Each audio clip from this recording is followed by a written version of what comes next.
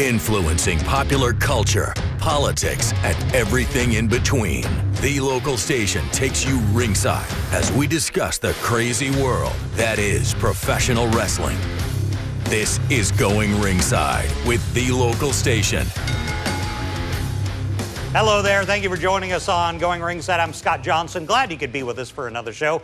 An interview I'm very excited. I've been waiting to release, and it is with a guy who was there at the very beginning of WWF's Attitude Era. We're talking about Savio Vega. Do you remember Savio Vega? If you're like me, you definitely do. I was a big-time fan in the 90s when Stone Cold Steve Austin is starting his ascent to stardom. He did it wrestling guys like Savio Vega.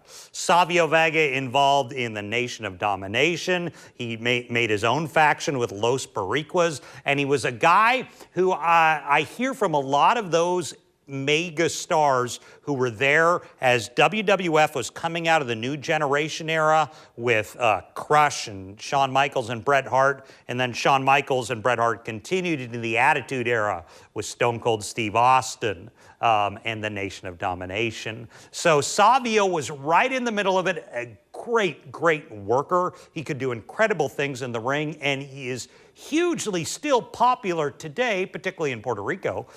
So I wanted to get to it. And a little later on in the show, Desiree Josen, friend of the show with the Chutes and Ladders podcast, will be here to talk about Savio, that Attitude Era, infancy, and a little more. But let's get to it. Here is the man himself. This is Savio Vega. Well, we're joined by the legend himself, Savio Vega. Savio, thanks for joining us on the show Thank today. you. I got to back up because when I talk to wrestlers from the 90s, I say, who is your best opponent? They all name you. Wow. They all say one of the best workers ever. I think I hear Steve Austin say it a lot. Yes. What was it like in those days when you're in there and you were working with everyone? Hey, I learned in my days of learning wrestling, and my teachers told me, try to be the best match of the night. So every night when I go into the ring, that's what I do. Try to be the best night of the night, the best match of the night. And but take two to tango. And the other guys, the other wrestlers, they are great too. So hey, you put them together with Tio Savio Vega, that's what you got. Good matches. I want to talk about Austin. I think he was you were one of his first big feuds as he was rising. Talk to me about working with Steve at that time. Well, doing my research after I left the company, why we have such a good matches from the first match of his tryout in San Antonio, Texas. And I come up with this. Austin and me, we never met before till that day, but we study the same book of wrestling. Let's call it that way. He was wrestling in Louisiana, Atlanta, Texas, and most of those wrestlers come to Puerto Rico, and I was wrestled them. So we got the same formula. So when we got together in WWF, by that time, San Antonio, Texas, we got magic in the ring right away. Then they put us together for I don't know how long. We got pay-per-view shows, and we got WrestleMania. During your time, WWF went to factions. They had the Nation of Domination. They had the bikers, I'm forgetting their Disciples of Apocalypse, yes, DOA. Exactly. And then they brought in Los Boricuas. Oof. How did the formation of Los Boricuas happen? How did you guys get that idea? That crew come from Puerto Rico. We know each other. We wrestled many times. Huracan Castillo, Jesus Castillo. His dad was a wrestler. You got Jose Miguel Perez Sr. He was from WWF champion with Antonino Roca.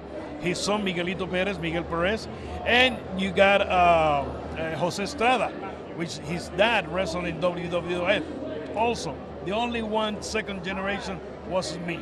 Talk to me about how you guys did when you traveled. If you went to a Latin country, if you went to Puerto Rico at that time, what kind of pops? We never wrestled. You never in Puerto really, Rico really, with WWF. Never. Really? Never. What changed? Because let's fast forward 2023. Yeah. You're hosting a PLE for them. Yes. Well, the company changed. They went public. They went big. I mean, different thinking. So they start visiting the countries, los países, no? So they went to Puerto Rico with the great pay-per-view tonight, Backlash. Bad Bunny against Damian Priest. What a match. And they bring Carlitos, and I bring Savio Vega to the house, and the people went crazy. I mean, being in Puerto Rico with that type of pay-per-view, and we show up there as a surprise, the people went crazy. Do you and the Colognes kind of walk on water in that area? Well, they have their company. I have mine now. Yeah. I come from their company, of course. The thinking that I was, or the thought that I have to make the company better, well, they hit the wall with that. They don't want to do changes, so I make my own company together with Victor Quiñones, IWA Puerto Rico. Guys, get there on YouTube, IWA Puerto Rico or IWAPuertoRico.com. One quick question Yes. on Bad Bunny. What was he like to work with? What was he like at that moment? Well, when I met him that day, great guy. I mean, his feet's on the ground, very professional. In the ring, he demonstrated that he have what somebody need to wrestle. He demonstrated that he was a great wrestler. My respect to him.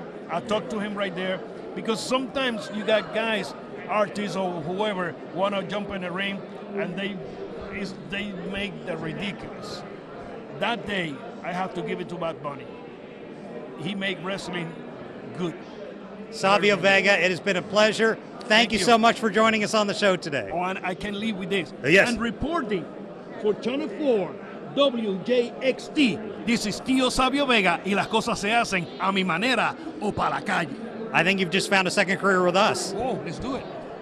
Well, I appreciate talking to Savio Vega. Savio was, we're talking my generation now, early Attitude Era. Desiree Joseph with the Chutes and Ladders podcast. Desiree, thank you for joining us again. Happy to be here. So Savio is one of those guys, when I hear Austin talk about him, when I hear Dustin Rhodes, who was Goldust, they all have a lot of fondness for Savio Vega because he was one of those guys that helped usher in out of New Generation into Attitude Era. Absolutely. They love him. And I was just watching a recent shoot interview with Austin, and he praised him and saying he's the one that got me in the best shape in the ring when I first started. Yeah, because Savio could work with anyone. He was incredible.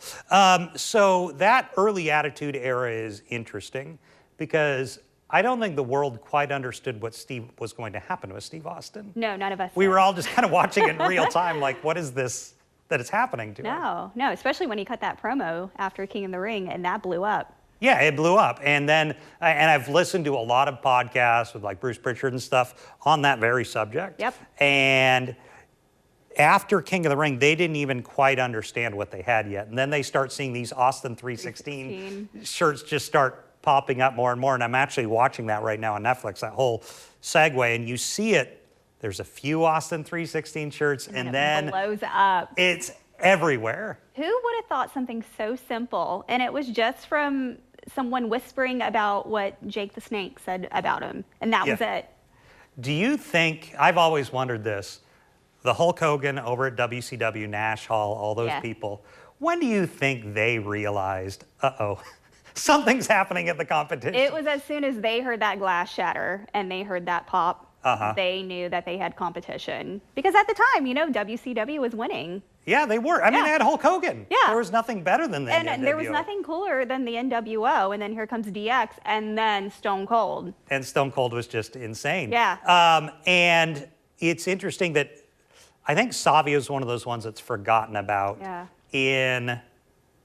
He was foundational in that whole transition for Vince, because Vince was struggling when it's IRS and I don't even remember the occupation gimmicks he had in the Doink the Clown, who I did like Doink. Remember the dentist, Kane? Kane, Isaac Yankem, the evil dentist. So by the way, I did like both IRS and Doink, don't get me wrong. Although we talked to Kane about the evil dentist and he was not happy with me when I brought that up.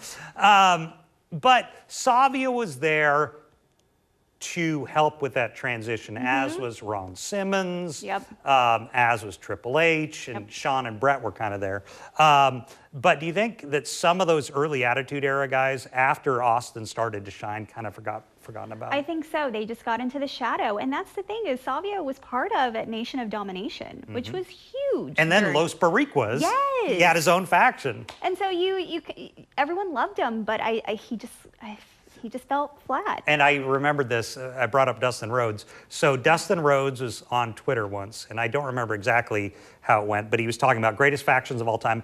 Everyone's going with Shield and the Usos and everything. And I put in Los Boricuas, and that was one of the few that Dustin responded to. Oh, that is so funny. Because he knew what they were. Hey, Puerto Rico loves him. Puerto Rico does love him. And he had the flag draped around him. Savio was great. And he was a great guy. Yeah. When we talked to him at WrestleCon, he was a lot of fun to talk to. I love him. Well, Desiree, where do people find Chutes and Ladders podcast? On YouTube, Instagram, and Spotify. Thank you, Desiree. Thank you to Savio Vega, and thank you for joining us. We'll see you back here next time.